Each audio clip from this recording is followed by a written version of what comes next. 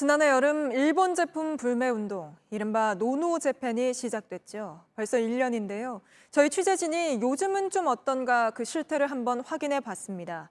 다시 판매가 늘어나고 있는 품목도 있다고 합니다만 맥주부터 화장품, 자동차까지 노노재팬은 우리 시장에서 계속되고 있었습니다. 공다솜 기자입니다. 한 편의점의 맥주 냉장고, 일본산 맥주를 찾아볼 수 없습니다. 일본 제품 불매 운동이 시작된 지 1년이 지난 지금도 소비자들의 구매는 여전히 부진합니다. 아사히 같은 경우가 판매 1위가 제일 많이 나갔었거든요. 하루에 그리고 딴 20개, 30개 정도 나갔던 게 일주일에 하나 정도밖에 안 나가니까. 일본산 맥주의 지난 4월 수입액은 약 7억 5천만 원으로 지난해 같은 달에 비해 87.8% 감소했습니다. 대신 소비자들은 국산 맥주를 찾습니다.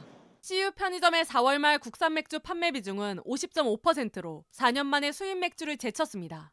일본산 자동차 판매도 부진하긴 마찬가지입니다. 지난해 1월부터 5개월 동안 19,536대가 팔린 일본산 차의 경우 올해 같은 기간 동안엔 7천여 대만 팔렸습니다. 수입차 시장에서 차지하는 점유율도 같은 기간 동안 21%에서 7%로 줄었습니다. 이런 분위기 속에 일본 차 브랜드 닛산의 경우 16년 만에 한국 시장에서 철수하기로 결정했습니다. 우리나라에 대한 일본의 수출 규제 역시 현재 진행형입니다.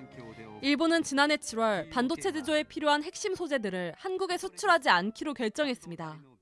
일본 의존도가 높은 부품들이라서 국내 기업들은 기술 자립 노력을 계속하고 있습니다. 하지만 강제징용 배상 판결에 대한 보복으로 촉발된 양국의 갈등은 여전히 출구를 찾지 못하고 있습니다. JTBC 공다솜입니다.